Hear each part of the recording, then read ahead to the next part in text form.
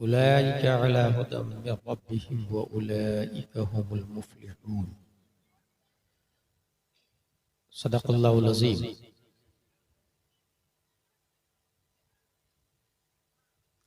आमन्तु बिल्लाह क़ाल क़ाल रसूलुल्लाह सल्लल्लाहु अलैहि वसल्लम।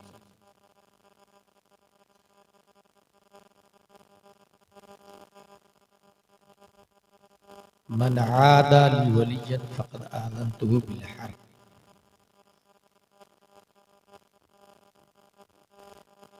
आमन्तु बिर्रसूल क़ाल क़ाल शेख सादी रज़ियल्लाहु अन्हु। जहाँ है बिरादर नमानत बकस, दिल अंदर जहाँ आफरी बंदोबस्त। मकुन तकिया बरमुल के दुनिया व पुश्त के बिसियार कश जो तो परवरद व कुश्त। अक़ीदत व मोहब्बत के साथ मरकज़ी अक़ीदत अरवाहुना फ़िदा, जिनकी मौज से समंदर का तमव्वुज, जिनकी रोशनी से सूरज का तनव्वुर, जिनकी सांस से कायनात का तनफ़ुस, जिनकी मुस्कुराहट से यूनिवर्स का तबस्सुम, जिनकी खुशबू से गुलाबों का तअत्तुर, जिनकी हरकत से कमरैन का तहर्रुक, जिनके चेहरा मुबारक क़ाल अल्लाहु तआला फ़िल क़ुरआन वद्दुहा व क़ाल इमाम अहमद रज़ा ख़ान। वो कमाल हुस्न हुजूर है कि गुमान नक्शे जहां नहीं। यही फूल खार से दूर है, यही शमअ है कि धुआं नहीं। उस रसूल हाशमी की बारगाह में दुरूद शरीफ पढ़ेंगे जिनका बाल मुबारक क़ाल अल्लाहु तआला फ़िल क़ुरआन वल्लैली इज़ा सजा व क़ाल इमाम अहमद रज़ा ख़ान। तेल की बूंदें टपकती नहीं बालों से रज़ा, सुबह यारिस पे लुटाते हैं सितारे गेसू। उस रसूल हाशमी की बारगाह में दुरूद शरीफ पढ़ेंगे जिनका दहन मुबारक क़ाल अल्लाहु तआला फ़िल क़ुरआन वमा यंतिक़ु अनिल हवा इन हुवा इल्ला वह्युन यूहा व क़ाल इमाम अहमद रज़ा ख़ान। वो दहन जिसकी हर बात वह्य खुदा, चश्मे इल्म हिकमत पे लाखों सलाम। उस रसूल कर्शी की बारगाह में दुरूद शरीफ पढ़ेंगे जिनकी जुबान मुबारक क़ाल अल्लाहु तआला फ़िल क़ुरआन अला क़ल्बिका ला तुहर्रिक बिही लिसानका लितअजल बिही इन्ना अलैना जमअहु व क़ुरआनहु व क़ाल इमाम अहमद रज़ा ख़ान। वो जुबान जिसको सब कुन की कुंजी कहे, उसकी नाफिज हुकूमत पे लाखों सलाम जिंदाबाद। उस रसूल कर्शी की बारगाह में दुरूद शरीफ पढ़ेंगे जिनका दिल मुबारक क़ाल अल्लाहु तआला फ़िल क़ुरआन अला क़ल्बिका लितकूना मिनल मुनज़िरीन व क़ाल इमाम अहमद रज़ा ख़ान। एक्चुअली दिया everybody hidden in heart something according his mind, his status, his climate, his education. But in heart of the Prophet, peace and blessing be upon him, hidden light of Allah. That's why my Imam Ahmad Raza said, दिल समझ से वरा है मगर यूं कहूं गुंचे राज़े वहदत पे लाखों सलाम। उस रसूल कर्शी की बारगाह में दुरूद शरीफ पढ़ेंगे जिनका हाथ मुबारक क़ाल अल्लाहु तआला फ़िल क़ुरआन यदुल्लाहि फ़ौक़ अयदीहिम व क़ाल इमाम अहमद रज़ा ख़ान। हाथ जिस सिमत उठा गनी कर दिया, मौजे बहरे समाहत पे लाखों सलाम जिंदाबाद। उस रसूल कर्शी की बारगाह में दुरूद शरीफ पढ़ेंगे जिनका सीना क़ाल अल्लाहु तआला फ़िल क़ुरआन अलम नशरह लक सदरक व क़ाल इमाम अहमद रज़ा ख़ान। शमअ दिल मिश्कातन सीना जुजाजा नूर का, तेरी सूरत के लिए आया है सूरा नूर का। अक़ीदत व मोहब्बत के साथ पढ़ते हैं अल्लाहुम्मा सल्लि अला सय्यदना व मौलाना मुहम्मद व आलिहि व सहबिहि बारिक वसल्लिम। सलातो व सलामुन अलैका या रसूलल्लाह सल्लल्लाहु तआला अलैहि वसल्लम। अल्लामा कमरुज़्ज़मा आज़मी को गुजरात में बहुत साल पहले बुलाया है, 1 घंटा तकरीर की।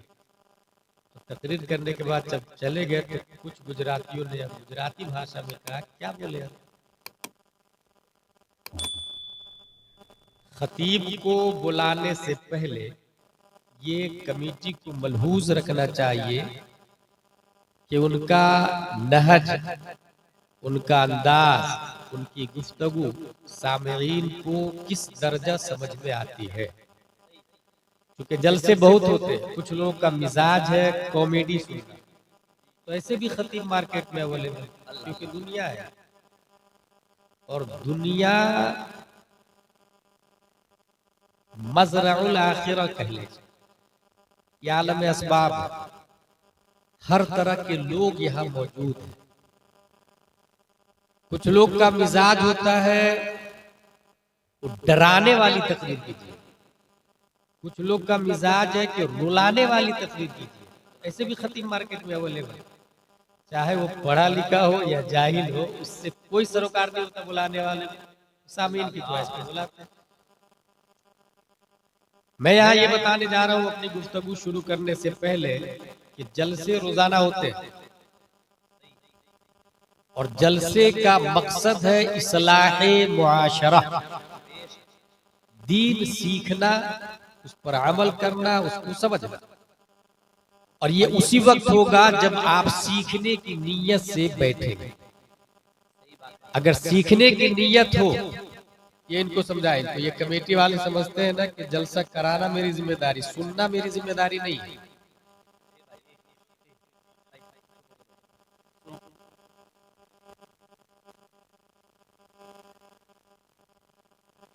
अगर सीखने की नीयत हो तो one sentence can change your life, एक बात ही आपकी जिंदगी बदलने के लिए काफी है।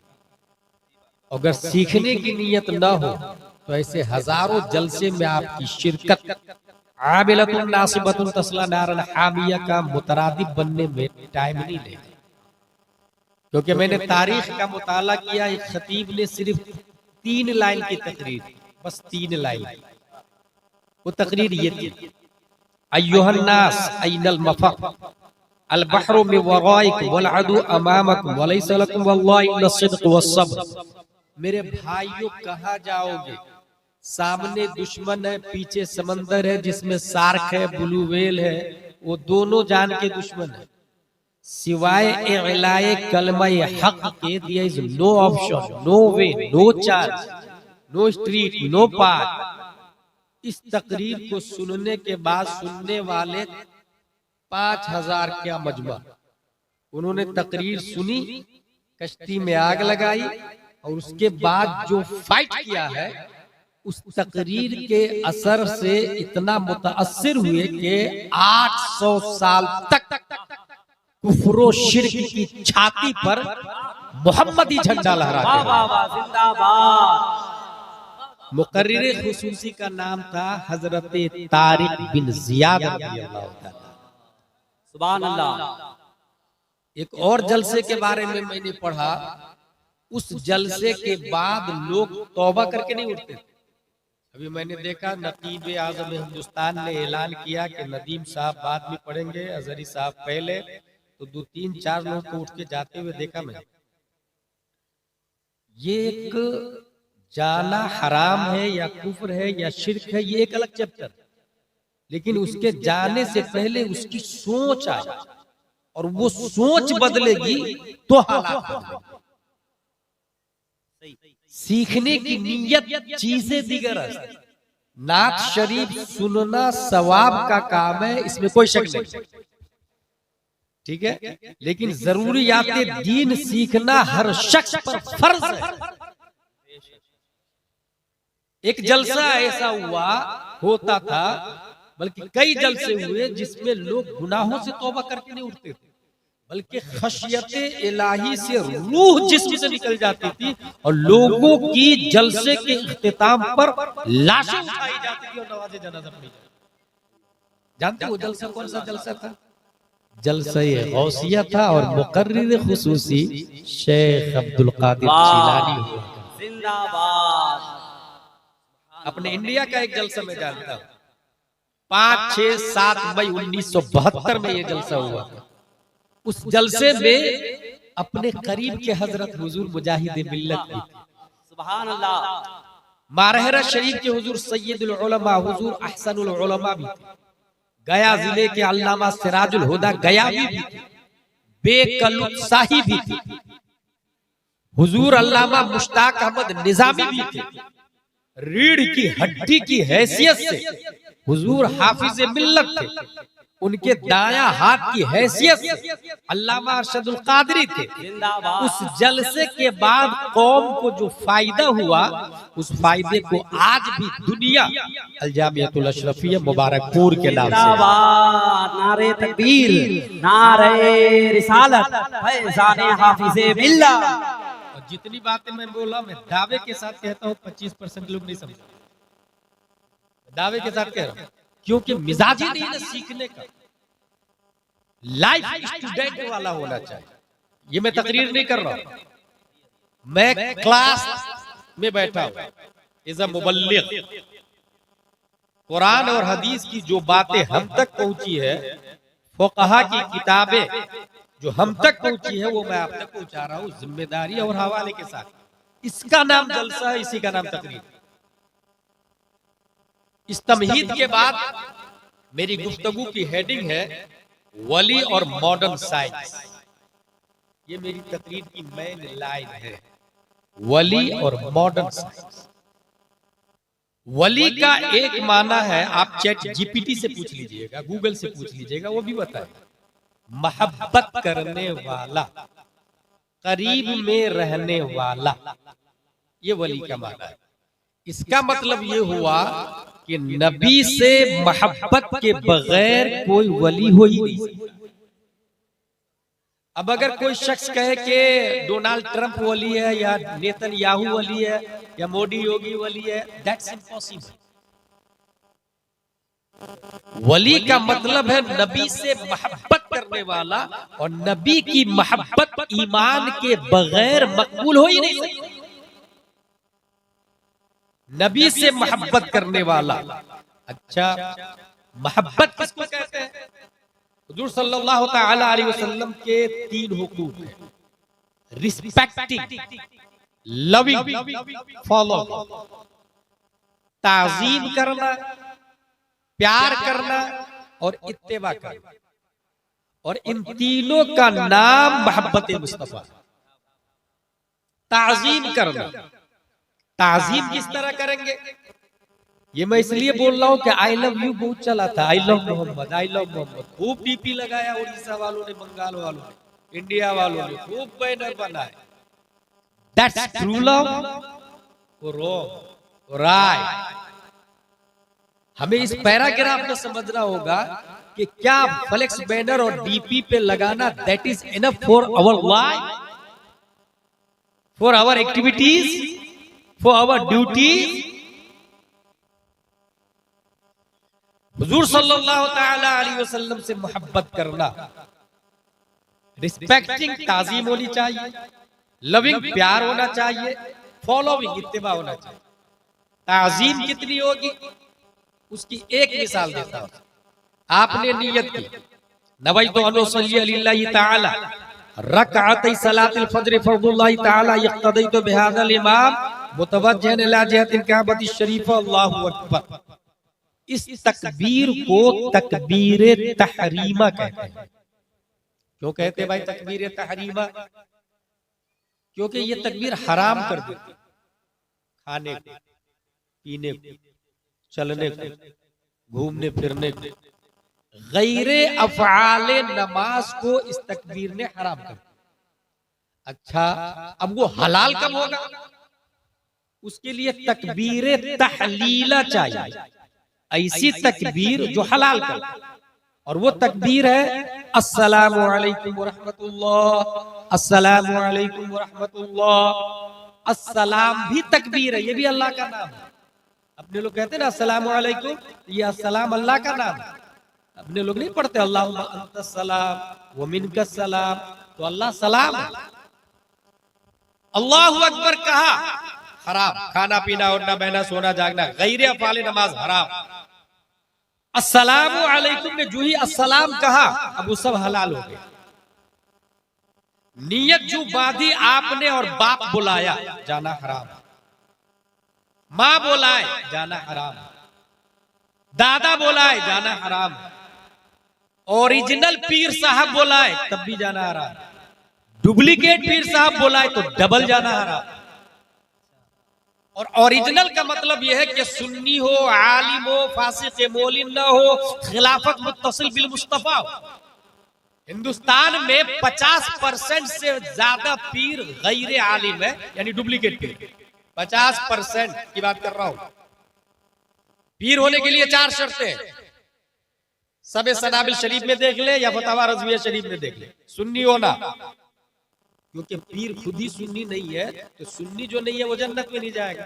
तो जब पीर जन्नत में नहीं जाएगा तो मुरीद भी जन्नत में नहीं जाएगा। कॉमन सेंस है ना भाई। ट्रेन का इंजन अगर थाना भवन की तरफ जा रहा है तो डब्बा बरेली थोड़ी पहुंचे, वो भी थाना भवन ही जाएगा। आलिम होना ये आस्तीन है, इस पर कबूतर ने बीट कर दिया। धोके नमाज पढ़ूं या बगैर धोए नमाज पढ़ूं, ये नूरुल ईज़ा का मसला है, ये शरब काया और हिदाया का मसला है। जो आलिम नहीं है वो आस्तीन नहीं पाक कर सकता, तो दिल को क्या खाक पाक करेगा वो। इसलिए क्या शर्त है? आलिम होना, फासिक मौलिन ना होना, 10 अंगूठियां ना पहनता हो, बाल बड़े बड़े ना रखता हो, औरतों को तन्हाई में बैठा के घंटों ताबीज नहीं लिखता। शराइते पीर में से अगर ऐसा करता हो फासिक, फिर वो पीर नहीं हो सकता। हासिल ये कि नियत बांधी आपने, पीर बोलाए जाना हराम, नेता बोलाए हराम, कोई भी बोलाए, अध्यक्ष, सेक्रेटरी, सदर, खजांची, कोई भी बोलाए, इमाम साहब, आलिम साहब, मुफ्ती साहब, हराम। लेकिन नबी बोलाए तो कुरान शरीफ में आया, या अय्युहल्लज़ीना आमनुस्तजीबू लिल्लाहि वलिर्रसूल इज़ा दआकुम, ऐ मोमिनो अगरचे तुम हालत नमाज में रहो, नबी बोलाए तो लब्बैक व सअदैक कहो। अगर 2 रकात की नमाज है, नियत बांध दी आपने, 1 रकात के बाद नबी ने बुलाया, आप पर फर्ज है कि नबी की बात पर लब्बैक कहेंगे। नबी की बारगाह में गए, नबी ने कहा फला काम करो, आपने काम किया, काम में 5 मिनट लगा, 10 मिनट, 15, 20। अब सवाल ये है, वो जो 1 रकात छोड़ करके आए थे वो है या खत्म हो गई, वो फासिद है या सही है, वो बातिल है या कायम है? इस सिलसिले में विकाया, हिदाया, दिराया, गुरर, शरह, कंस, दकाइक, मुतून, शुरूह, फतावा, तमाम किताबों में ये मज़कूर है। वो 1 रकात बातिल नहीं हुई है, वो 1 रकात खड़ी इंतजार कर रही है। मेरा मुसल्ली आके मुझे पूरा करेगा, मेरा मुकम्मिल आके मुझे पूरा करेगा, मेरा मुतम्मिम आके मुझे पूरा करेगा। मसला ये है, आधा घंटा नबी के काम में लगा, उस पर लाजिम है नबी का काम खत्म करके जाए। वो 1 ही रकात पढ़ेगा, बिना करेगा, उसकी दोनों रकात हो जाएगी। सवाल ये है, आधा घंटा जो नबी का काम किया उसकी नमाज फासिद क्यों नहीं हुई? अगर पी का काम करे नमाज फासिद, इमाम का काम करता नमाज फासिद, माँ का काम करता नमाज फासिद, बाप का काम करता नमाज फासिद, मगर नबी का काम किया नमाज फासिद क्यों नहीं? तो किताबों में यह लिखा, जो नबी का काम है वो अल्लाह का काम है। नबी की बात पर अमल करना ये अल्लाह की इबादत है, और अल्लाह की इबादत से एक इबादत दूसरी इबादत को बातिल नहीं करती। बल्कि गुलाम जिलानी अज़हरी जिम्मेदारी से बोलता है, जिस नमाज में नबी ने बुला लिया उस नमाज से बेहतर कोई नमाज नहीं। नारे तकबीर, नारे रिसालत, अज़मते मुस्तफा। रिस्पेक्टिंग, लविंग, प्यार करना। सब लोग कह रहे हैं नबी से मैं प्यार कर रहा, नबी से मैं प्यार कर रहा। शेख सादी अपनी किताब में लिखते हैं, बुलबुला इश्क ज़परवाना ब्यामोज का सुख्तरा जाशुद वो आवाज न आया। बुलबुल अगर इश्क सीखना है तो परवाने से सीख। शमा के गिर्द चक्कर लगा के जान तक दे दिया, और 1 बार भी नहीं बोला मैं आशिक शमा हूं, 1 बार भी नहीं बोला आई लव यू शमा। ज़परवाना बेआमोज का सोख्तारा जाशुद वो आवाज नया। रिस्पेक्टिंग, लविंग, फॉलो, इत्तेबा, नबी की पैरवी। नबी ने दाढ़ी रखी, हम भी दाढ़ी रखी। नबी ने अमामा शरीफ पहना, हम भी पहने। नबी ने नमाज पढ़ी, हम भी पढ़ी। नबी ने झूठ नहीं बोला, हम भी नहीं बोले। नबी ने रोजा रखा, हम भी रखें। नबी ने लौकी शरीफ पसंद किया, हम भी पसंद करें। एक ऐसा भी बाप था, क्या आप ऐसे बाप हैं? एक ऐसा बाप था, अपने बेटे के बोला लौकी नबी की सुन्नत है, बेटे ने बोला मुझे पसंद नहीं, बाप ने बोला घर से निकाल, जो नबी को पसंद है वो तुझे पसंद नहीं तो तू मुझे पसंद नहीं। फॉलोइंग नबी की इत्तिबा। एक ऐसे सहाबी को मैंने पढ़ा, वो रास्ते से ऊंट पे बैठ के, नदीम भाई ऊंट पे बैठ के जा रहे थे अमामा शरीफ में, ऊंट रोक के अपने अमामा को उछल के बबूल के पेड़ में फंसा, झाड़ में फंसा, उछल के। कहा हुजूर आप ऐसा क्यों कर रहे हैं? कहा एक दिन नबी इधर से गुजर रहे और उनका अमामा शरीफ यहाँ फंस गया, नबी की मुर्दा सुन्नत को मैं जिंदा कर रहा हूं। इत्तिबा। मोहब्बत की कुछ और मिसाल दे देता हूं। ग़ज़वा उहद के बाद कुफार मुशरिकीन ने साजिश की और ग़ज़वा बनी मुस्तलक मारिज़ वजूद में आता है रईसुल मुनाफिकीन उस जमाने के। अच्छा, आज के जमाने में मुनाफिकीन है कि नहीं है? नामजद किसी को मुनाफिक कहना जायज नहीं। मैंने पहले कहा, जो मैं बोल रहा हूं ना जिम्मेदारी से कुरान और हदीस और फ़ुक़हा की किताबों की रोशनी में बोल रहा हूं। और जलसे का वजूद इसीलिए हुआ है, इस्लाहे मुआशरा, जिसमें अकीदा भी दाखिल है और अमल भी दाखिल है। नामजद किसी को मुनाफिक नहीं बोल सकते, क्योंकि आप जानते हैं उसके दिल में ईमान है कि नहीं। वो नबी थे जिन्होंने मुनाफिक को नाम ले लेके मस्जिद से भगा दिया, तू निकल, तू निकल, अय्युल फुला उखरुज, अय्युल फुला उखरुज। वो नबी थे और वही नबी फरमाते हैं हल्ला शक्कता कल्बा, क्या तुमने उनके सीना को फाड़ के देखा है कि क्या लिखा हुआ? आज के जमाने में किसी को अकीदतन मुनाफिक नामजद नहीं कहा जाएगा, अमलन हो सकता है, और वो एक अलग चैप्टर है। रईसुल मुनाफिकीन अब्दुल्ला बिन उबय इब्ने सलूल ने कहा, लई रजाना इलल मदीना लयुखरिजन्नल अअज़्ज़ु मिनल अदल। हम निकले, हम लौटेंगे मदीना और वहां से इज्जत वाले जिल्लत वाले को निकाल देंगे। और मुराद क्या लिया? हम मोहम्मद को निकाल देंगे माज़अल्लाह। हुजूर सल्लल्लाहु अलैहि वसल्लम को जिल्लत वाला कहा, मोहब्बत का तकाज़ा। इसी रईसुल मुनाफिकीन का बेटा तलवार निकाला और बाप के सामने खड़ा हुआ, कहा बाप सुन, जब तक तू ये बोलेगा नहीं कि रसूलुल्लाह इज्जत वाले हैं और तू जिल्लत वाला है, उस वक्त तक तलवार को मैं अंदर डालूंगा नहीं। बोल तू जलील है, रसूलुल्लाह इज्जत वाले। तलवार के डर से रईसुल मुनाफिकीन ने अपने जुमले से रुजू किया। क्या आज अगर हमारा बाप सुले कुल्ली और वहाबी हो जाए तो हम तलवार निकाल के बोलते हैं बोल हम आला हजरत वाले हैं, नहीं तो तेरी गर्दन उड़ा दो। अगर नहीं बोलते हैं तो फिर I love Mohammad, that is not true. आपका अमल आपके कौल के खिलाफ है, आपका दिल आपकी डीपी के खिलाफ है। What is behind in your heart opposite your pen. उसने फौरन रुजू किया, तब तलवार को अंदर डाला। हजरत मुहीसा रज़ियल्लाहु ताला अन्हु ने नबी के कहने पर एक यहूदी की गर्दन उतार। हजरत मुहीसा के भाई ने बहुत मारा अपने भाई। तुमने उस यहूदी को मारा जो कर्ज देता था, जो काम देता था, उसके अनाज का असर अभी भी हमारे बदन में, और उस यहूदी को तुमने मार दिया। जानते हैं हजरत मुहीसा क्या कहते हैं अपने भाई से? क्या आप अपने भाई से ऐसा बोल सकते हैं? हजरत मुहीसा फरमाते हैं सुन, नबी ने तो यहूदी को कहा कत्ल करने के लिए, मैंने कत्ल कर दिया। अगर नबी कहते तुझे मार डाल तो मैं तुझे भी कत्ल कर देता। I love Mohammad, that's true. हमारा भाई अगर बदमज़हब हो जाए, गौसे आजम का गुस्ताख हो जाए, नबियों को गाली देने लग जाए, तो क्या हम ये कर सकते हैं? अगर नहीं तो दैट्स नॉट ट्रू। जंगे बद्र है, हजरत अबू उबैदा ने अपने बाप को कत्ल कर, मोहब्बत मुस्तफा देखिए। हजरत मुसाब बिन उमैर ने अपने भाई को कत्ल कर दिया। भाई के हाथ में रस्सी बंधी हुई थी। हजरत मुसअब बिन उमैर फरमाते हैं साहबा से मजबूत रस्सी बांधना, इसकी माँ बहुत मालदार है, फिदिया अच्छा मिलेगा।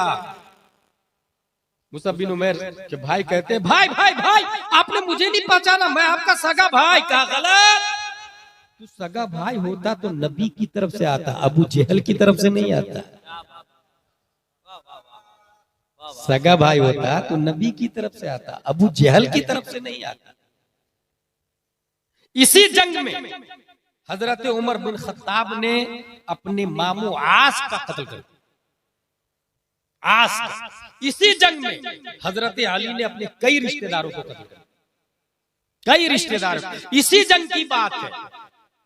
हजरत अबू बकर से ईमान लाने के बाद उनके बेटे ने कहा अब्बू अब्बू डैडी डैडी, कई बार आप जंगे बद्र में मेरी तलवार की जद में आ गए थे, बाप होने की वजह से छोड़ दिया। अब उनका जवाब सुने हजरत अबू बकर का, सुन अगर तू एक बार भी मेरी तलवार की जद में आ जाता तो गद्दार मुस्तफा होने की बुनियाद पर तुम्हारी गर्दन उड़ा। जिंदाबाद जिंदाबाद। That's true love the profit Mustafa सल्लल्लाहु अलैहि वसल्लम। इसको मोहब्बत करते हैं, अलामत मोहब्बत, नबी से मोहब्बत करते हैं। मोहब्बत करने के लिए वली होना शर्त है, मैंने शुरू ही में बताया, वली के लिए मोहब्बत करना शर्त है और ये मोहब्बत के तकाजे हैं, ये मोहब्बत की अलामत है। काजी अयाज ने मोहब्बत की एक पहचान लिखी है, उसको सुने। वो फरमाते हैं अल्लाह से मोहब्बत की अलामत यह है कि वो कुरान से मोहब्बत करेगा, और कुरान से मोहब्बत की अलामत यह है कि वो साहिब कुरान से मोहब्बत करेगा, यानी हुजूर सल्लल्लाहु अलैहि वसल्लम से। और साहिब कुरान से मोहब्बत की अलामत यह है कि आपकी सुन्नत से मोहब्बत करेगा, और सुन्नत से मोहब्बत की अलामत यह है कि आखिरत से मोहब्बत, आखिरत से मोहब्बत करेगा। सुन्नत से मोहब्बत का मतलब आखिरत से मोहब्बत, दुनिया से मोहब्बत नहीं।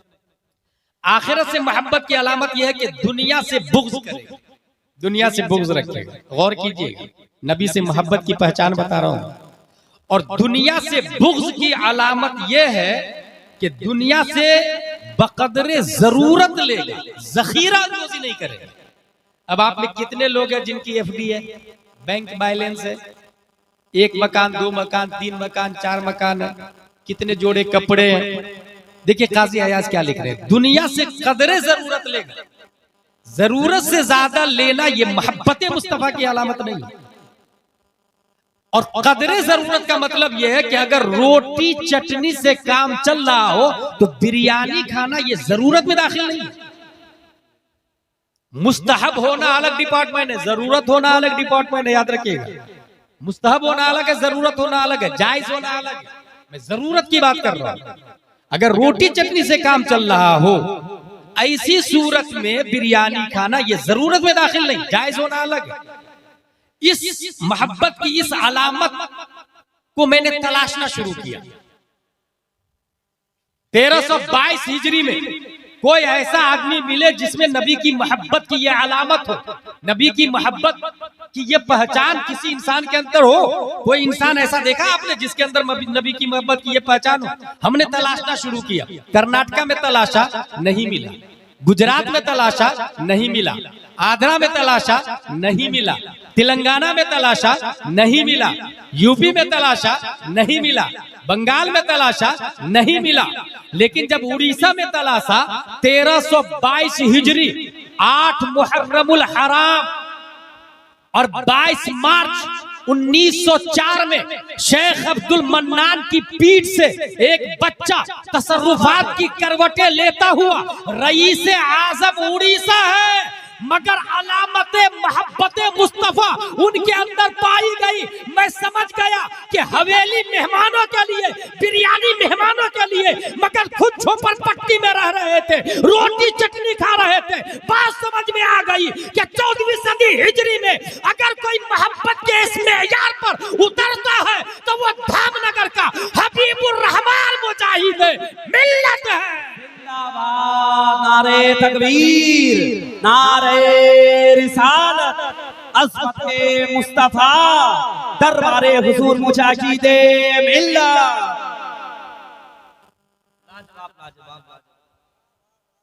वली के लिए क्या शर्त बताई मैंने? मोहब्बत नबी की होनी चाहिए, पहचान दे दी मैंने आपको। अब सुनिए, हमारे यहाँ भी इस जगह का नाम क्या है? चांदनी। मिर्जापुर में भी गौस पैदा हो सकता है,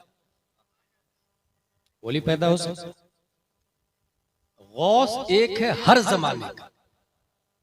उसके बारे में आला हजरत लिखते फतावा रज़विया शरीफ में, हजरत इमाम हसन बसरी से लेकर इमाम महदी तक गौसियत की कुर्सी पर शेख अब्दुल कादिर जिलानी बैठे हुए हैं, जिनकी तरफ ये जलसा मंसूब है। किसको वली बनाना और किसको माजूल करना है, ये जिम्मेदारी उन्हीं की है। और जरूरत पड़ती है किसी पोस्ट, कोई पोस्ट खाली रहता है तो वो चोर को भी वली बना के भेज देते हैं। ये सुन चुका आप लोगों ने। यहां पर ये जहन में रखे कि होगा वली वही जो आलिम, जो आलिम नहीं वो वली नहीं हो सकता। मेरे पास फोन गया ये कि आपने बोला वली होने के लिए आलिम होना शर्त है। मैंने कहा हाँ, कहा ना। तो बोले वो गौसे आजम ने जो चोर को वली बना के भेज दिया तो वो कब आलिम बन गया? जवाब सुनिए। अच्छा, सवाल करना अच्छी बात है, लेकिन नीयत सीखने की हो, हक जानने की हो, डैमेज करने की नीयत ना हो, तबाह बर्बाद करना और बदनाम करने की नीयत ना हो। इस्लाम को, अशिया को, किताबों को। उसने क्या कहा? आपने ये कहा वली होने के लिए आलिम हो जाना शर्त है। चोर को जो गौसे आजम ने वली बनाया तो आलिम कब बना? उसका जवाब दिया मैंने, और ये हदीस से साबित है। मैंने उससे ये कहा कि तुम इस बात को मानते हो कि चोर को वली बना दिया? कहा बिल्कुल। मैंने कहा जब इस बात को मान रहे कि चोर को वली बना दिया तो क्या गौसे आजम इस पर कादिर नहीं है कि उस चोर की जिहालत को खत्म करके पहले आलिम बनाया फिर वली बना के भेज दिया? वाह वाह वाह वाह वाह वाह। सामने वाला चुप। और ये हकीकत है, अल्लाह ताला किसी जाहिल को वली नहीं बनाता, और बनाता है तो पहले इल्म अता फरमा देता है, पहले इल्म अता फरमाता है। हासिल ये कि एक गौसे आजम इमाम हसन बसरी से लेकर इमाम महदी तक, और एक हर जमाने का गौस होता है। वलियों की किस्में हैं, अवताद है, अफराद है, अब्दाल है, रिजालुल गईब है, ये सब वलियों की किस्में हैं।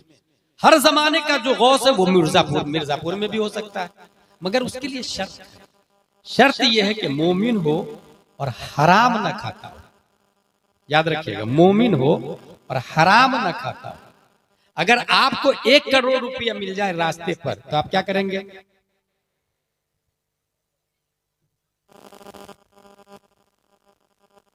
और से देखा, ये है इसको और चला। ये हराम है या हलाल? ये हराम है। उस पर लाजिम है कि ऐलान करे 1 करोड़ किसका है, ये 1 करोड़ किसका है। कोई भी ना बोले तो इंतजार करेगा। कब तक इंतजार करेगा? जब तक वो आ नहीं जाता। और अगर उम्मीद खत्म हो गई आने की तो उसकी तरफ से सदका करेगा। अभी भी खाएगा नहीं, उसकी तरफ से सदका करेगा। सोचे आप कितने लोग हैं जो हजारों लाखों खा के बैठे हुए हैं। कितने लोग हैं जो मकान बनाते समय 2-3 इंच जमीन दबा के बना लेते हैं, जो निपट लूंगा मैं, दबा के इधर बना। खेत में मेड़ डालते हैं तो थोड़ा सा खसका के डाल देते हैं, देख लूंगा मैं क्या कर लेता है वो। समझ रहे हैं? ऐसे घर में वली नहीं हो सकती।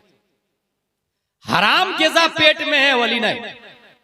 मैंने बहुत पहले एक बात कही थी, जो नबी का गुस्ताख होता है उसके नुत्फे में खता है, और जो वली का गुस्ताख होता है उसके लुकमा में खता है। नबी का गुस्ताख नुत्फा में खता, वली का गुस्ताख लुकमा में खता। आपको अगर भूख लगी है, कोई नहीं देख रहा, खाना खा लिया आपने, सही किया या गलत? बिल्कुल गलत। एक आदमी था ऐसे, उसको बहुत शिद्दत की भूख लगी थी, खाना खा लिया उसने। खाना खाने के बाद ख्याल आया, यार ये तो मैंने सही नहीं किया यार, चलो खाना वाले को ढूंढते। वो खाना वाले को ढूंढने लगे, ढूंढते ढूंढते ढूंढते बड़ी मुश्किल से खाना वाला मिल गया।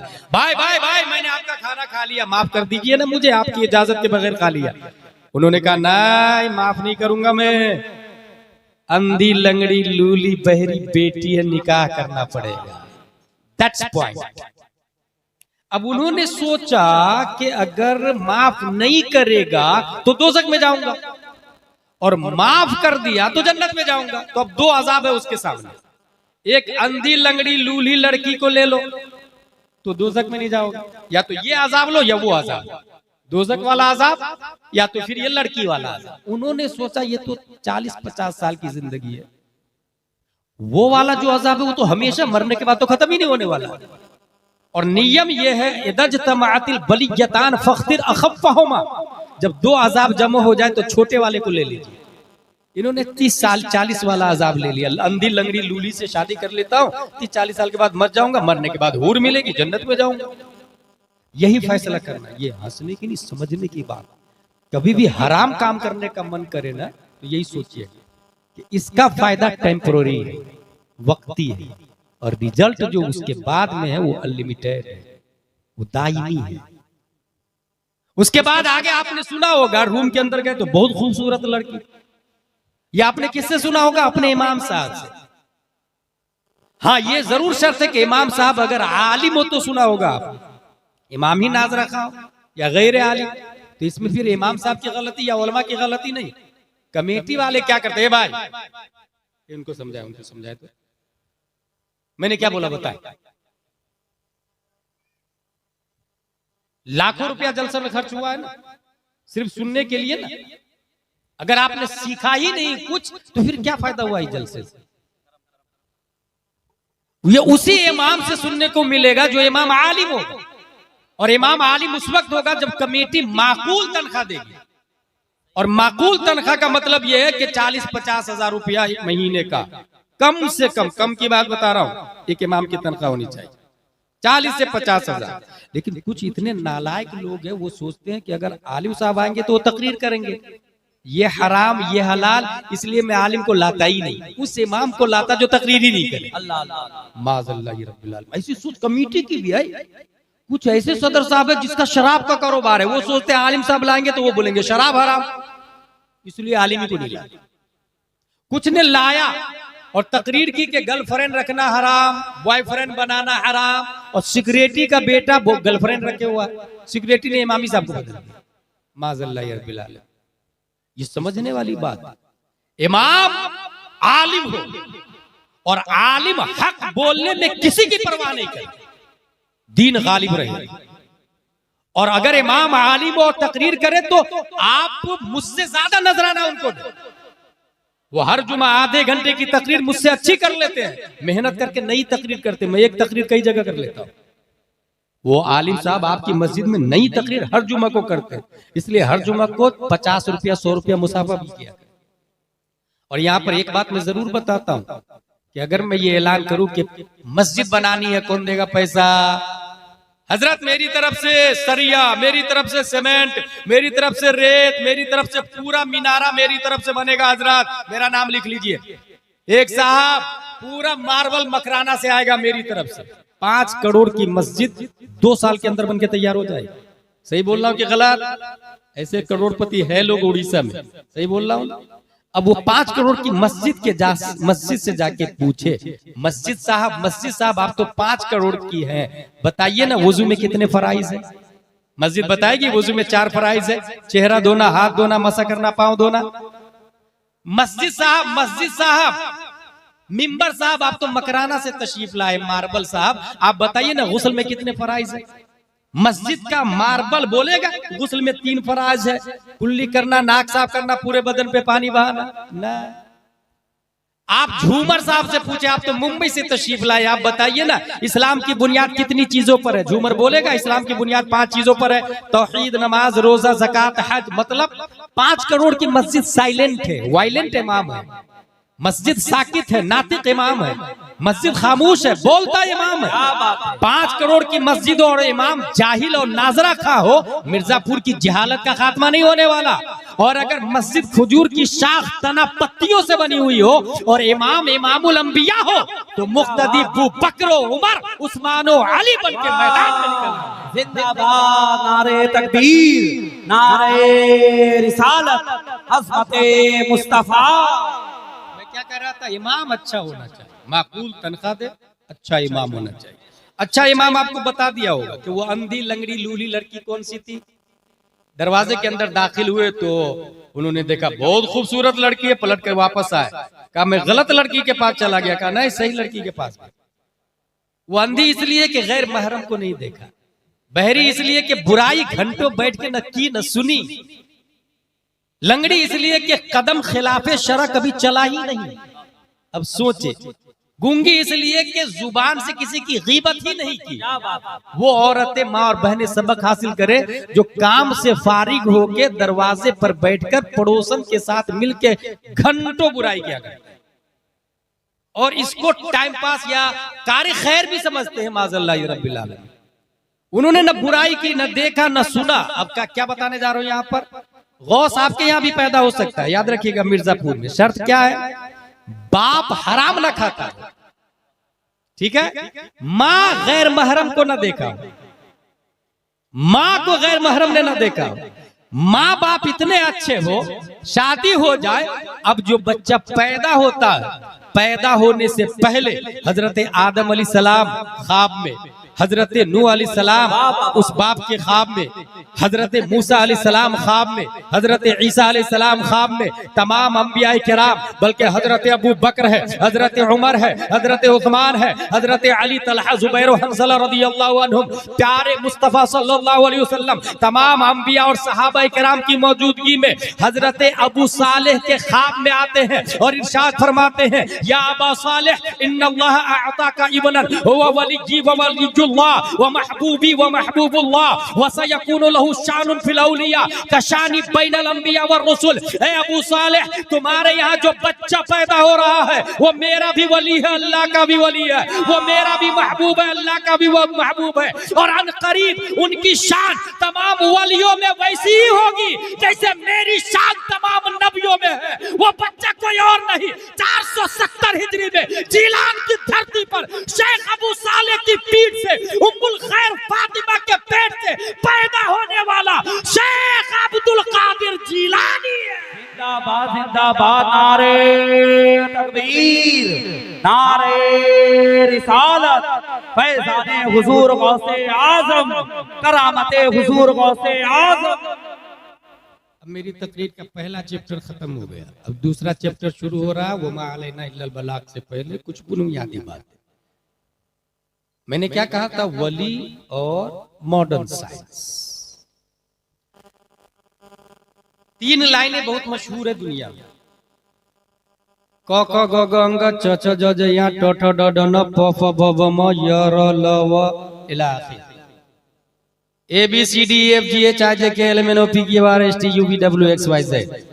अलिफ बा ता ता जीम खा दाल दाल रा ज़ा सीन शीन सॉन्ग क़ ज़ ऐन गैन फा क़ाफ काफ लाम मीम नून वाव आलम अलिफ हमज़ा या।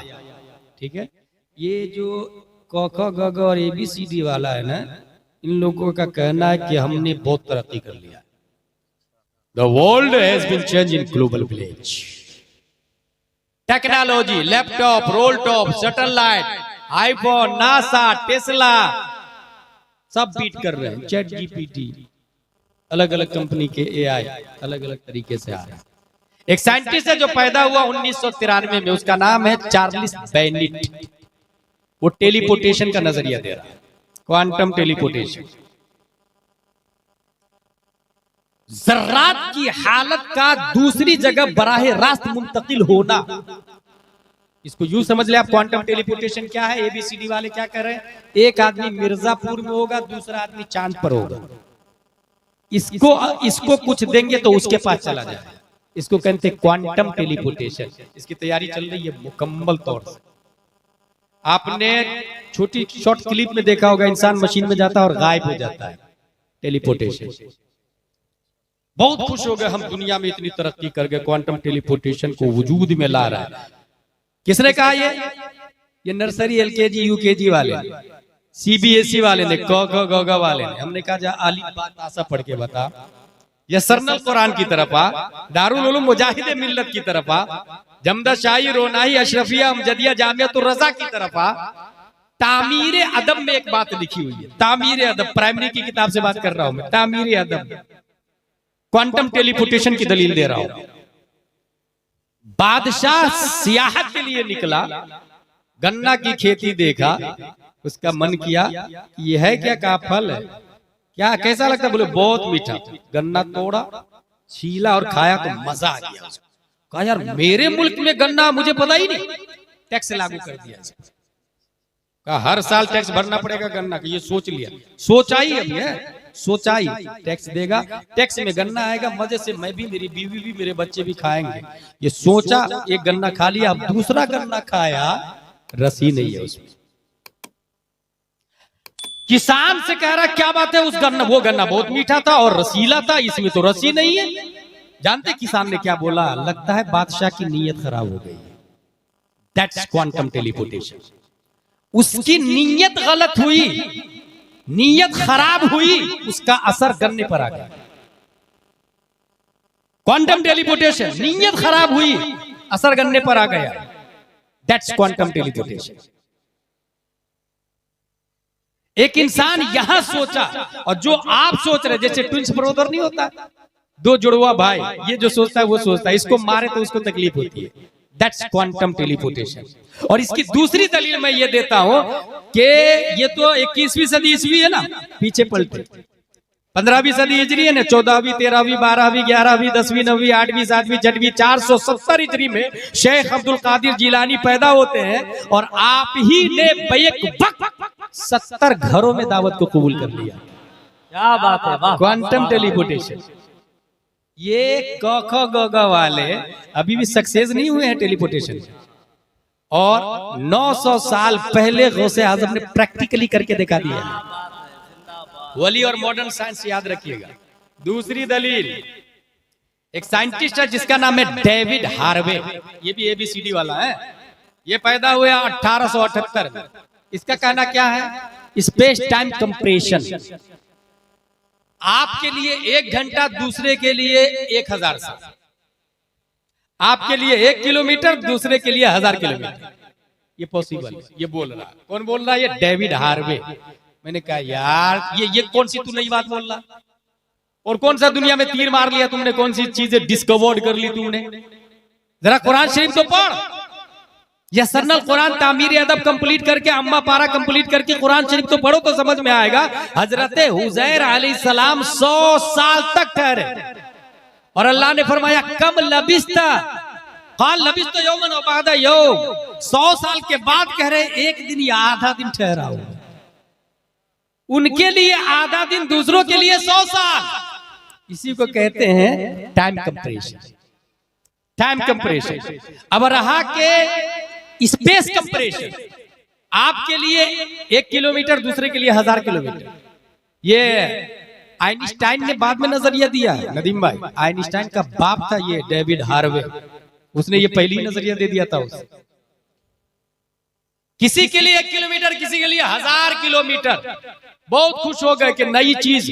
तो ये मकानी मैंने दिया, मकान सिमट जाता। दुनिया के सामने न्यू थ्योरी पेश की, साइंसदानों का बाप बना, गिनीज बुक में नाम भी आया। मैंने कहा जरा इस्लाम को तो पढ़ ले। अलिफ लाम मीम सयक़ूल तिलका रुसुलन तनाल वल मुहसनात ला युहिब्बु व इदा समिअ वलौ अन्ना क़ाल अल मलअ वअलमु यअतदिरुन व मा मिन दाब्बा व मा वबर्रियु रुबमा सुब्हानल्लज़ी असरा बिअब्दिही लैलन मिनल मस्जिदिल हराम इलल मस्जिदिल अक़सा अल्लज़ी बारकना हौलहु लिनुरियहु मिन आयातिना इन्नहु हुवस समीउल बसीर। फतावा रज़विया में आला हज़रत लिखते हैं प्यारे मुस्तफा के बारे में, दरअशब अज़ल अबदरा वाहिदिया व बिदायत व निहायत रा दरजक नुक्ता मुत्तहिदीन मुस्तफा शब मेराज में माजी में भी गए थे, फ्यूचर में भी गए थे। बिगिनिंग और एंडिंग को एक डॉट में हमारे नबी ने 1400 साल पहले देख लिया है। जिंदाबाद नारे तकबीर, नारे रिसालत, अज़मते मुस्तफा, शाने मुस्तफा, पैगंबरे इस्लाम। अरे वो तो मेरे नबी है सल्लल्लाहु अलैहि वसल्लम। उनके बेटे के बेटे के बेटे के बेटे शेख अब्दुल कादिर जिलानी फरमाते हैं, अगर मैं मगरिब में रहूं और मेरा मुरीद मशरिक में, और उनको जरूरत पड़े तो वहीं से हाथ बढ़ा के, तय मकानी, तय मकानी। वली और मॉडर्न साइंस मेरा चैप्टर है। तय मकानी, यहीं से हाथ बढ़ा के मैं उसकी मदद कर देता हूं। तीसरा साइंटिस्ट है, उसका नाम है जेम्स प्रेस्कॉट जोल, जेम्स प्रेस्कॉट जोल ये पैदा हुआ है 1818 में। इसका नजरिया आया। इसका क्या कहना है? एनर्जी ट्रांसफॉर्मेशन, एक चीज अपनी हकीकत को बदल के दूसरी चीज में मुंतकिल हो जाती है। अच्छा, ये कॉमन है। इसने एक थ्योरी बनाई, एग्जाम्पल दिया। इसकी मिसाल दूं आपको। आप मोबाइल में व्हाट्सएप पे जाते हैं और व्हाट्सएप पे बोलते हैं नदीम रजा फैजी साहब अस्सलाम वालेकुम, तो वो लिखा के जाता है, बटन आता है उसका, लिखा के जाता है। यह है एनर्जी ट्रांसफॉर्मेशन, वॉइस को राइटिंग में कन्वर्ट कर दिया। और मिसाल दो घर की। घर में कूलर जो चलता है तो उसमें पानी डालते हैं, पानी कहाँ जाता है? हवा बन जाता है। Energy transformation. बात करते हैं तो वहां लिखा के प्रिंट आउट होता है, एनर्जी ट्रांसफॉर्मेशन। माँ और बहनें घर में चूल्हा फूकती है, पाइप से फूक मारती है तो मुंह से हवा निकलती है, उधर जाके शोला बन जाता है, एनर्जी ट्रांसफॉर्मेशन। हमने कहा भाई ये जो ABCD पढ़ के तो सुपर पावर बन गया और कह रहा कि मैंने नई चीज डिस्कवरी की। ये कोई नई चीज नहीं है। अगर तू इस्लाम को पढ़ता तो कुरान शरीफ में आया फअल्क़ाहा फ़इज़ा हिय हय्यतुन तसआ क़ाल खुज़हा वला तख़फ़ सनुईदुहा सीरतहल ऊला।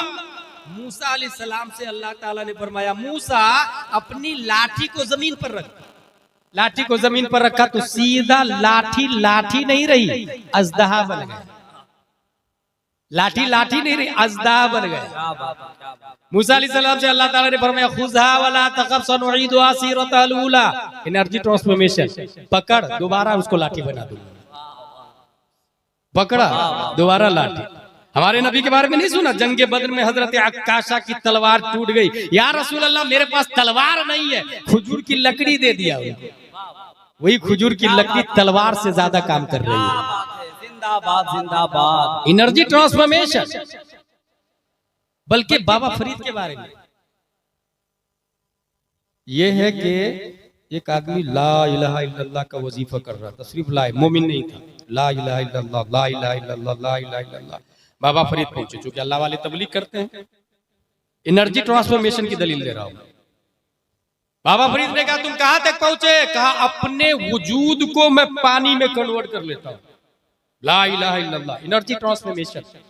अपने वजूद को पानी में बदल लेता हूं। कहा बदल के बता। बाबा फरीद ने कहा बदल के बता। एक गड्ढा था, वो काफिर उस गड्ढे में गया और कहा ला इलाहा इल्लल्लाह। पूरा पंडित पानी में कन्वर्ट हो गए। बाबा फरीद ने चादर का एक कोना भिगोया, उसको रख लिया। उसने कुछ देर के बाद दोबारा कहा ला इलाहा इल्लल्लाह, दोबारा बन गया पंडित। बाबा फरीद से उसने कहा कि आप क्या करते? कहा मैं सिर्फ ला इलाहा इल्लल्लाह नहीं पढ़ता, मैं ला इलाहा इल्लल्लाह मुहम्मदुर रसूलुल्लाह का वजीफा करता हूँ, और वो मोहम्मद रसूलुल्लाह पढ़ता नहीं। का फर्क क्या है? आप पूरा पढ़ते हैं, मैं सिर्फ इतना पढ़ता हूँ। आप क्या कर सकते? कहा मैं भी कर सकता हूँ ना। करके बताए। बाबा फरीद गया गड्ढे में और उसको एक कोना दूसरा वाला दिया। कहा जब मैं पानी बनूंगा ना तो ये कोने को उसमें डुबा ले, दूसरा कोना। बाबा फरीद ने कहा ला इलाहा इल्लल्लाह। बाबा फरीद पानी, उसने कोना दूसरा भिगो के निकाल लिया। बाबा फरीद ने दोबारा मुहम्मदुर रसूलुल्लाह। बाबा फरीद बन गए। एनर्जी ट्रांसफॉर्मेशन की दलील दे रहा हूं। अब उसने कहा कि फर्क क्या है? तुम सिर्फ ला इलाहा इल्लल्लाह पढ़ते हो, मैं मोहम्मद रसूलुल्लाह। फर्क जानना चाह रहे हो? तो ये तेरा वाला पानी है और ये मेरा वाला पानी है। उस पानी से बदबू आ रही थी और मोहम्मदुर रसूलुल्लाह वाला पानी से खुशबू आ रही थी। मैं यहाँ सिर्फ ये बताने जा रहा हूँ कि एनर्जी ट्रांसफॉर्मेशन ये कोई नई थ्योरी नहीं है। इन इस्लाम हैज बीन डन। और एक सबसे बड़ी और दलील दे दूं गौसे आजम के हवाले से। तमाम साइंटिस्ट ने मिलकर पूरी दुनिया को एक देहात बना दिया। मैं उससे पूछा कि दुनिया को कितनी छोटी किया? कहा हम 3 इंच के स्क्रीन पे हम दुनिया को दिखा सकते हैं। www.liveamerica.com। आप मोबाइल पे देखेंगे अमेरिका को, जूम करेंगे तो लॉस एंजलिस में पहुंच जाएंगे, न्यूयॉर्क में पहुंच जाएंगे, व्हाइट हाउस में पहुंच जाएंगे। ये हो रहा है, ये है 3 इंच का। इससे छोटी कर सकता क्या दुनिया को? कहा 2 इंच के स्क्रीन पर भी दुनिया को दिखा सकता हूँ। इससे छोटी कहा 1 इंच के स्क्रीन पे भी दुनिया को दिखा सकता हूँ। इससे छोटी कहा 1 इंच से छोटी तो कर तो सकता हूँ, मगर दिखेगी नहीं, तस्वीर साफ नहीं आएगी, इमेज फट जाएगी। बात समझ में आ गई? ये क ख ग घ और ABCD वाले की कैपेसिटी कहाँ तक है? 1 इंच तक। अब जरा अलिफ बा ता सा की तरफ आए। 15वीं सदी हिजरी है ना, 470 हिजरी में शेख अब्दुल कादिर पैदा होते और इरशाद फरमाते हैं, नजर तो इला बिलादिल्लाहि जमअन कखरदलतिन अला हुक्म इत्तिसाली। मैंने अल्लाह के तमाम मुल्कों का जायजा लिया। लीबिया को देखा, तुनिस को देखा, जजाइर को देखा, मगरिब को देखा, मोरितानिया को देखा, जिबूती को देखा, सुमाल को देखा, जुजुल कमर को देखा, नाइजीरिया को देखा, बहरैन को देखा, इमारात को देखा, दुबई को देखा। अल्लाह के जितने मुल्क हैं तमाम मुल्कों को राई के दाने में देख लिया। पता ये चला 21वीं सदी ईस्वी में तमाम साइंटिस्ट मिलके 1 इंच से कम में दुनिया को ना देखा सके। मैं आवाज देता हूँ, न्यूटन आजा, डार्विन आजा, जरकाली आजा, केपलर आजा, सोक्रात आजा, बोक्रात आजा, कैम्ब्रिज आजा, ऑक्सफोर्ड आजा, कॉन्वेंट आजा, Saint Pius, Saint Joseph, little flower, डकातेरा, प्रोफेसर, डॉक्टर, सब आजा। तुम सब मिलके 1 इंच से कम में दुनिया को ना देखा सके। 800 साल पहले मेरे गौस ने पूरी दुनिया को राई का दाना। क्या बात है, जिंदाबाद जिंदाबाद, नारे तकबीर, नारे रिसालत, अज़मते गौसे आज़म। पूरी दुनिया को। अच्छा, हो सकता कोई स्टूडेंट आपसे ये कहे कि साइंटिस्ट दिखा रहे हैं, गौसे आजम ने दिखाया नहीं, देखा। इसका जवाब ख्वाजा गरीब नवाज से उस्मान हारूनी अली रहमान ने कहा 1000 मरतबा सूरह इखलास पढ़, उन्होंने पढ़ा। आयतल कुर्सी पढ़, उन्होंने पढ़ा। उस्मान हारूनी फरमाते नीचे देख। ख्वाजा गरीब नवाज नीचे देख, क्या दिख रहा? का हुजूर तहतुस सरा दिख रहा। का ऊपर देख, ऊपर देख, क्या दिख रहा? का हुजूर अर्श आजम दिख रहा। का उंगलियों में देख, उंगलियों में देखा, क्या दिख रहा? का हुजूर 18,000 दुनिया दिख रही है। न्यूटन आइंस्टाइन 1 इंच में इस दुनिया को दिखाएगा जो मटेरियलिस्टिक है। उस्मान हारूनी ने उंगली में 18,000 दुनिया को दिखाया। 18,000 दुनिया। इसलिए वली से कभी पंगा नहीं लेना चाहिए। बुखारी शरीफ की हदीस है, और यह हदीस, ये किताब देवबंद में भी चलती है, सहारनपुर में भी, नदवा में भी, भोपाल में भी, दिल्ली में भी, चिल्ली में भी और चिल्ला में भी। इसमें क्या लिखा हुआ है वली के बारे में? मन आद अली वलियन फक़द आज़नतुहु बिल हर्ब वमा तक़र्रब इलैया अब्दी बिशैइन अहब्ब इलैया मिम्मा फ़तरतु अलैहि वमा यज़ालु अब्दी यतक़र्रबु इलैया बिन नवाफ़िल हत्ता अहबब्तुहु फकुन्तु समअहु अल्लज़ी यस्मअु बिही व बसरहु अल्लज़ी युबसिरु बिही इला आखिर। इसमें ये लिखा हुआ है कि जिसने, अल्लाह ताला फरमाता हदीस कुदसी, जिसने मेरे वली से अदावत की उसके खिलाफ ऐलाने जंग, अल्लाह की तरफ से ऐलाने जंग, अल्लाह की तरफ से। यहां एक बात बताऊं, क्यों नमाज छोड़ने वाला फासिक, इनकार करने वाला काफिर, ऐलाने जंग नहीं, ऐलाने जंग नहीं। रोजा छोड़ने वाला फासिक, इनकार करने वाला काफिर, ऐलाने जंग नहीं है।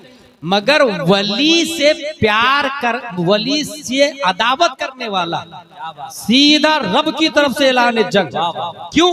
क्योंकि कॉन्स्टिट्यूशन ऑफ इस्लाम, जिस तरह भारत का संविधान है, हर मुल्क का संविधान होता है, संविधान के खिलाफ ये बगावत मुल्क है, फिर तमाम तरफ फौज मिलके आपको तबाह बर्बाद कर देगी।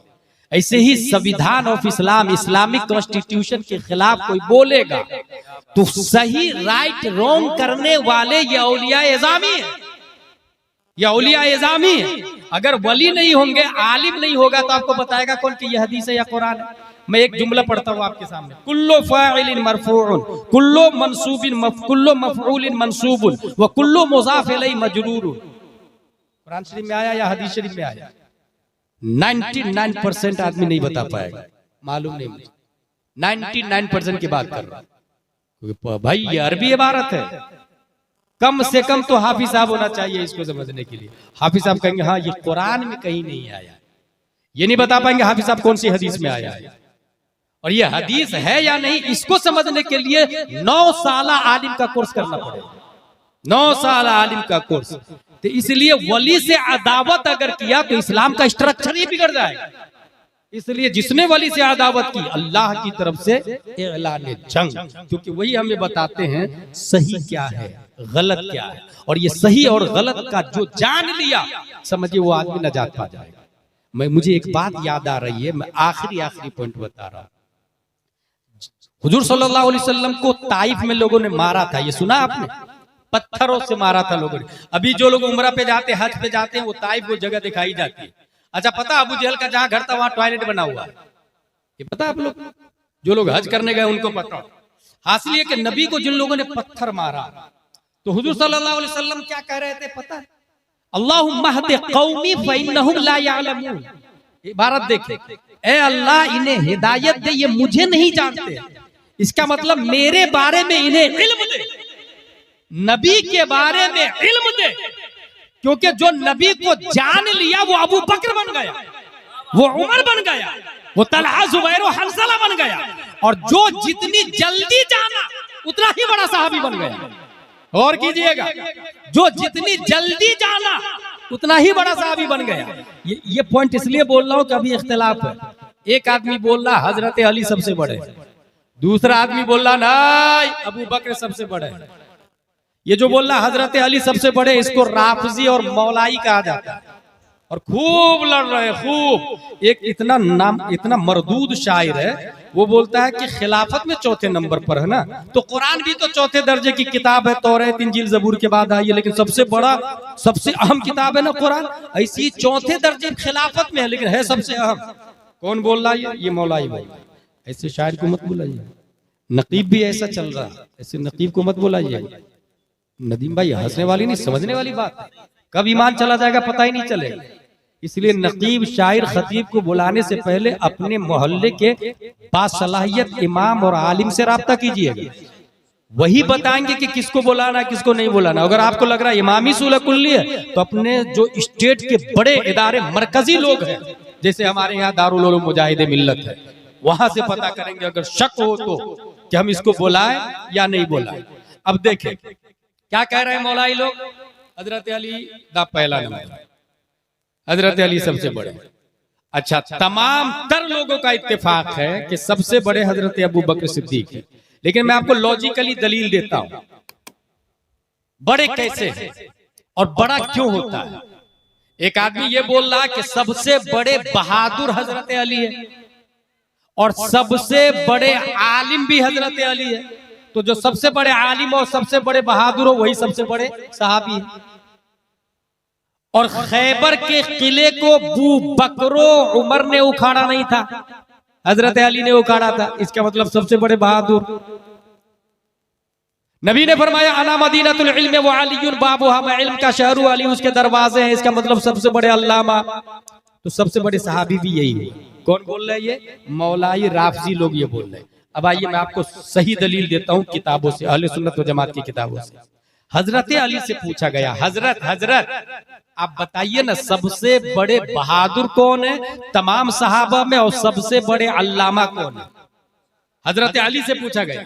दुनिया के तमाम मौलाई और राफजियों से कहूंगा अगर हजरत अली से प्यार हकीकत में है तो हजरत अली की बात पे अमल करना शुरू कर दे। आज से अमल करना शुरू कर दे।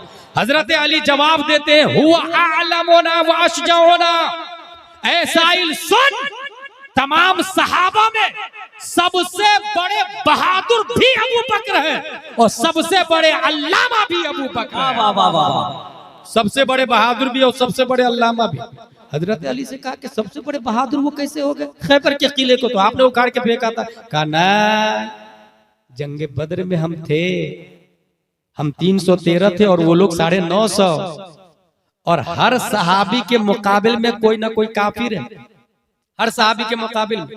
बल्कि एक सहाबी के मुकाबिल में राउंड फिगर में ले तो 3 काफिर, ठीक है, एक सहाबी के मुकाबिल में 3 काफिर। सहाबी जाते थे जहन्नम रसीद करते थे और वापस आते थे, दूसरे सहाबी जाते थे, ये होता था। गौर कीजिए 313 950 हजरत अली फरमाते हैं कि हम में हर एक के मुकाबला में कोई ना कोई काफिर, लेकिन 950 काफिर का टारगेट सिर्फ मुस्तफा है। 950 कुफारो मुशरिकीन सोच रहे कि नबी को मार दो, न रहे बांस न बजे बांसुरी माजल्ला। अबू जहल एंड कंपनी सोच रही है नबी को टारगेट करो, उसको खत्म कर दो, मामला खत्म हो जाएगा। मतलब ये हर सहाबी के मुकाबले में 3 काफिर, लेकिन 950 के मुकाबले में तन्हा मुस्तफा है। उनके मुकाबले में अब ऐलान हुआ सहाबा में, कौन है जो नबी का बॉडीगार्ड रहेगा, कौन है जो नबी का खादिम रहेगा, कौन है जो नबी की झोपड़ी के गेट पर चौकीदारी करेगा। नबी के लिए झोपड़पट्टी बनाई गई थी, उस झोपड़पट्टी का नाम था अरीश। नबी अरीश झोपड़पट्टी में आराम गाह है। ऐलान हुआ नबी के दरवाजे पे कौन रहेगा, जो राउंड करेगा, घूमेगा, जो देखेगा। अबू जहल का तीर तो नहीं आया, उतबा का तीर तो नहीं आ रहा, शीबा का तीर तो नहीं आ रहा। 950 तलवारों के जद में रहने के मुतरादिफ ऐलान हुआ कौन है जो नबी के खादिम बन के नबी की खिदमत में रहेगा। हजरत अली फरमाते माता मिन्ना अहदुन इल्ला अबू बकर, हम में कोई आगे नहीं बढ़ा सिवाय अबू बकर के। इसका मतलब 313 में सबसे बड़े बहादुर अबू कुहाफा का बेटा सिद्दीक अकबर है। जिंदाबाद, नारे तकबीर, नारे रिसालत, हजरत अबू बकर सिद्दीक। मौलाइयो, राफियो, शियो, अगर सर्रा बराबर गैरत है, जहालत से दोस्ती नहीं है, इल्म से दोस्ती है, तो आओ हजरत अली की बात मान लो ताकि तुम्हें पता चल जाए और तुम भी मोहब्बत का हक अदा करो और मैं भी मोहब्बत का हक अदा करता हूँ। फिर हम दोनों मिलके साथ में ये कहते हैं अहले सुन्नत का है बेड़ा पाला साहब हुजूर, नज्म है और नाम है इतरत रसूलुल्लाह। नारे तकबीर, नारे तबाही मचा के रख दिया लोगों। स्टेजों पर आ गए, मदरसों में आ गए, खानकाहों में जगह दी जा रही है। ऐसे शायर को उम्र का टिकट दिया जा रहा, माज़ल्लाह रब्बिल आलमीन, हज का टिकट दिया जा रहा, माज़ल्लाह रब्बिल आलमीन। कहां चला गया हमारा दीन, कहां चला गया शऊर, कहां चला गया इदराक। सबसे बड़े बहादुर कौन? हजरत अबू बकर। सबसे बड़े अल्लामा। अब इसकी एक लॉजिकली दलील दो। इस किताब, ये डायरी है मेरी, इसमें मैं लिखता हूं तकरीर, फिर आप लोग को सुनाता हूं क्योंकि मैं कमजोर आदमी, लिख करके याद करके मेहनत करके तकरीर करता हूं। लेकिन इसको अगर आप पढ़ना चाहें तो इसको कौन पढ़ पाएगा? इसमें इंग्लिश भी है, हिंदी भी है, फारसी भी, अरबी भी। जिसको चारों लैंग्वेज आती हो, जाहिर सी बात। इसमें क्या क्या लिखा हुआ है कौन जानेगा? जो इसको पढ़ेगा। बार बार यही है ना, आलिम ऑक्सफोर्ड में पढ़ने वाले को नहीं कहते, आलिम नाम है नबी को पढ़ना। और नबी को किसने कितना पढ़ा, सफर में, हजर में, हर जगह नबी के साथ में कौन रहे? सबसे ज्यादा नबी के साथ में जिंदगी गुजारने वाले हजरत अबू बकर सिद्दीक रज़ियल्लाहु ताला अन्हु की ज़ाते गिरामी। हजरत, इसलिए और नबी को पढ़ना ही इल्म है, याद रखिएगा। एक और पॉइंट बता दूं, हमारे नबी तमाम नबियों में सबसे अफजल क्यों है? क्योंकि सबसे ज्यादा रब के करीब हमारे नबी सल्लल्लाहु अलैहि वसल्लम, ठीक है। और हमारे नबी के सहाबा में सबसे बड़े वही होंगे जो हमारे नबी के सबसे ज्यादा करीब होंगे। एक दलील दे दी। अब सबसे बड़े अल्लामा हजरत अबू बकर, उसकी दलील ले। ऐलान हुआ, सहाबा किराम बैठे, नबी तकरीर कर रहे, करते करते करते नबी ने फरमाया, बुखारी शरीफ की हदीस है, इन्नल्लाह खय्यर अब्दन बैन दुनिया व बैन मा इंदल्लाह फख्तार ज़ालिकल अब्द मा इंदल्लाह फबका अबू बकर। नबी तकरीर कर रहे कि लोगों, अल्लाह ने एक बंदे को 2 ऑप्शन दिया, दुनिया व आखिरत। उस बंदे ने आखिरत को कबूल कर लिया। ये तकरीर नबी कर रहे थे, सहाबा तकरीर सुन रहे हैं। सुनते सुनते हजरत अबू बकर सिद्दीक रोने लगे, बहुत रोए, बहुत रोए, बहुत रोए। दूसरे साहबी ने कहा, हुजूर आप क्यों रो रहे हैं? नबी ने तो आम बंदे के बारे में बात की है, तो आप क्यों रो रहे हैं? हजरत अबू बकर फरमाते हैं, आम बंदे के बारे में नहीं बात की, खुद नबी ने अपने बारे में बात की है। और अनकरीब नबी का इंतकाल होने वाला। नबी के जुमले से ये समझना कि नबी का इंतकाल होने वाला है, कितना बड़ा मुफ्ती चाहिए, कितना बड़ा मुजतहिद चाहिए, कितना बड़ा अल्लामा होना चाहिए। एक और मिसाल दे दो, फतावा रज़विया के कुछ इबारत को दीमक खा गया था। हाफिज अल्लामा अब्दुर रऊफ बलियावी दीमक खाए हुई इबारत को अपनी तरफ से लिखते थे, इस यकीन के साथ कि आला हजरत ने इस जुमला के बाद यही जुमला लिखा हो। कितना इल्म चाहिए आला हजरत की इबारत को समझना, और इस इबारत के बाद यही इबारत होगी, अपनी तरफ से लिखना, कितना इल्म चाहिए इसके लिए। नबी के जुमले से ये इस्तिदलाल करना कि नबी का इंतकाल होने वाला है, तमाम सहाबा में किसी के दिमाग में ये बात नहीं आई सिवाय हजरत अबू बकर के। इसका मतलब ये हुआ हजरत अबू बकर सिद्दीक से बढ़ के कोई आलिम ही नहीं। हजरत अबू बकर सिद्दीक से बढ़ के तौहीद और रिसालत के शहदाई कोई आलिम नहीं। इसलिए दुनिया के तमाम मौलाई और हाफियों से कहूंगा कि इस्लाम को समझे, हकीकत को समझे, और बगैर सोचे समझे एतराज करना, टिप्पणी करना, जैसे चैनल के जरिए बहुत तबाही मचाई है। चैनल के जरिए कोई किसी के खिलाफ भी बोल देता, अच्छा सही भी बात रहे तो टीआरपी बढ़ाने के लिए चैनल वाले कट करते, हेडिंग अपनी तरफ से डालते, हुआ रहता अंडा और कहते हैं बच्चे के 4-5 बच्चे भी हो गए, और फिर खूब मार्केट में वायरल सिर्फ टीआरपी बढ़ाने के लिए। अभी हाल ही में मैंने खुद एक अपनी क्लिप देखी और उसमें यह आया कि देखो इन्होंने हजरी साहब ने क्या बोल दिया, क्या बोल दिया, क्या बोल दिया, जबकि वो अली अली अली के हवाले से मैंने 4 साल 5 साल पहले कहा था। उसमें लफ्ज ये था कि उस शब्बीर को बुलाया काले आदमी को, लफ्ज क्या काले, हमारा रद्द कर रहा है एक आदमी क्लिप में, कौन है नहीं मालूम, बोले उसने कलवा बोला। देखिए काले और कलवा में फर्क है, गौर कीजिएगा। काले ये रंगो नस्ल का जिक्र तायीन के लिए ये जायज है, तौहीन व तस्गीर के लिए नहीं। मिसाल के तौर पर हजर अस्वद, काला पत्थर, गुंबद खजरा, हरा गुंबद। आला हज़रत फरमाते हजर अस्वद काबे जानो दिल, यानी मोहरे नबुव्वत पे लाखों सलाम। मुसव्वदा किताब छपने से पहले जब वो रफ पोजीशन पर किताब होती है ना, उसको मुसव्वदा कहते हैं। मुसव्वदा का मतलब ये काला किया हुआ। तो तायीनो तशखीस और मरहले बयान करने के लिए जायज है।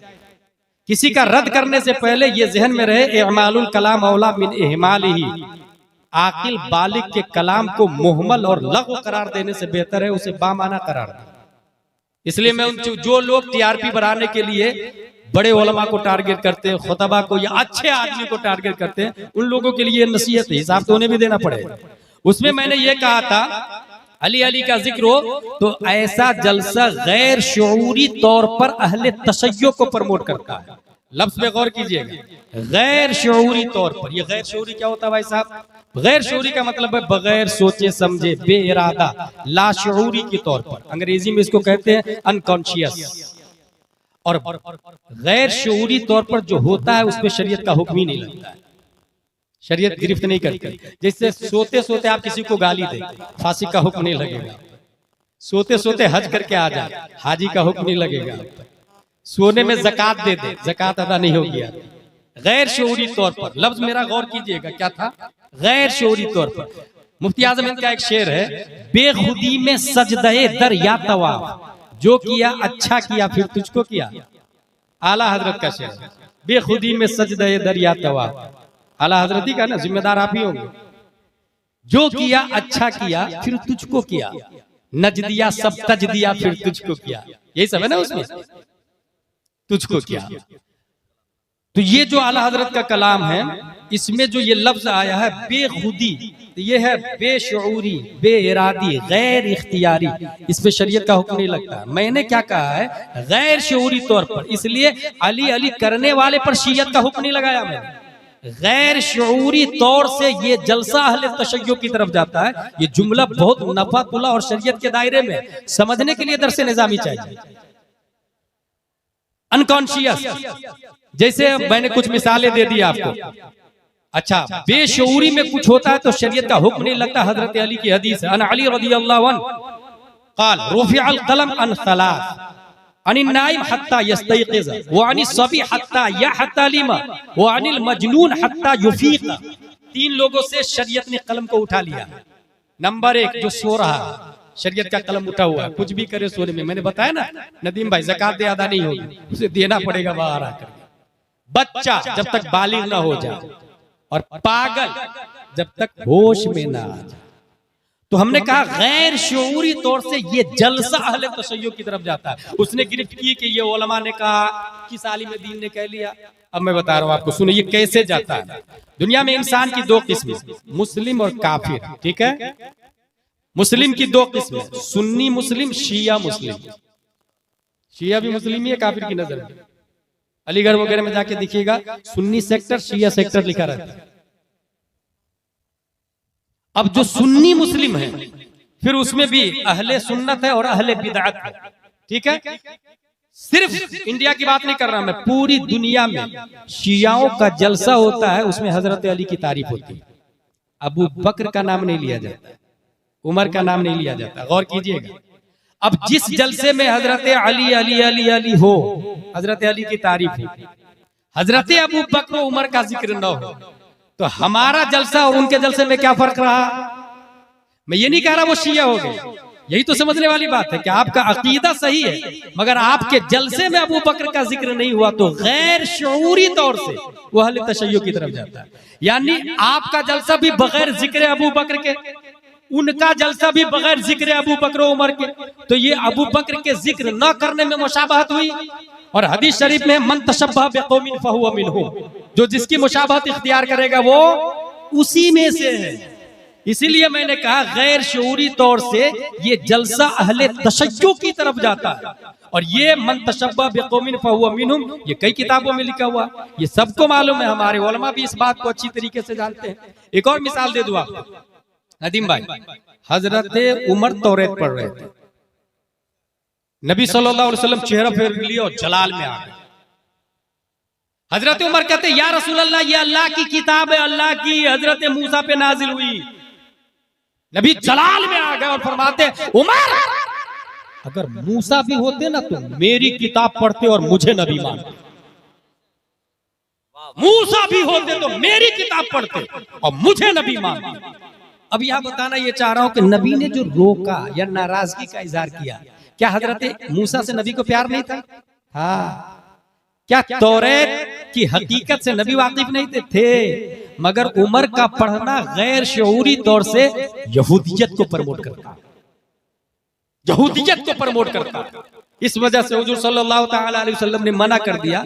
ये मैं क्यों बोल रहा हूं, किसी भी क्लिप को, किसी भी तकरीर को कटिंग करने से पहले 10 बार सोच ले, किसी पर झूठा इल्जाम नहीं लगाए, पढ़ लिख ले, तब समझ में आएगी बात क्या हक है क्या बातिल है। अल्हम्दुलिल्लाह अहले सुन्नत व जमात की पहचान इस वक्त मसलक आला हजरत, जिनकी नुमाइंदगी और क़यादत अल्हम्दुलिल्लाह इस वक्त अमीरुल मोमिनीन फिल हदीस हुजूर मुहद्दिस कबीर दामजिल्लु अलैना फरमा रहा है। बहुत आसान तरीका है, कोई मसला नहीं समझ में आएगा तो अपने अकाबिर से पूछ लीजिएगा। ऐसे इंजीनियर मिर्जा और जाकिर नायक की तरफ मोबाइल के जरिए लोग माइल हो रहे हैं, इसलिए हमने क्या किया है, एक ऐसा चैनल खोला है जिसमें वीडियो न हो, सिर्फ और सिर्फ ऑडियो और सवालों जवाब हो, ताकि लोगों को बदमजहबों से बचाया जा सके। पहली बात यह ध्यान में रखें, मोबाइल से सिर्फ दीन सीखना ये जायज नहीं है, उस जब तक तहकीक न हो कि ये बात किसकी है और क्या है। इसलिए हर कसो नाकस की तकरीर सुन के उस पर अमल नहीं किया जाएगा। अगर मेरे पास टाइम होता तो तफसील से बताता, फर्क सिर्फ इतना बता के अभी जा रहा हूं। हमने जो चैनल शुरू किया वो चैनल का नंबर दे रहा हूं, उसे नोट करें, उस पे मैसेज कीजिएगा कि अपने चैनल का लिंक भेज दीजिए, इतना ही। बार बार फोन किया या बार बार मैसेज किया तो एक बटन से ब्लैक लिस्ट में जाता है। तो कहाँ इतना टाइम में सबकी सुने आप। चैनल में सवाल जवाब होंगे, दूसरा सवाल करेगा, जवाब आएगा चैनल में, उससे फायदा हासिल करे, दीन सीखे और समझे। चैनल का नंबर है, नोट करें, 9090195330। Listen to me again once more, 9090195330। अल्लाह तबारक व तआला हम सबको कुरान शरीफ, हदीस शरीफ, फिक़्ह शरीफ पढ़ने, समझने, अमल करने की तौफीक अता फरमाए। वमा अलैना इल्लल बलाग। अस्सलाम।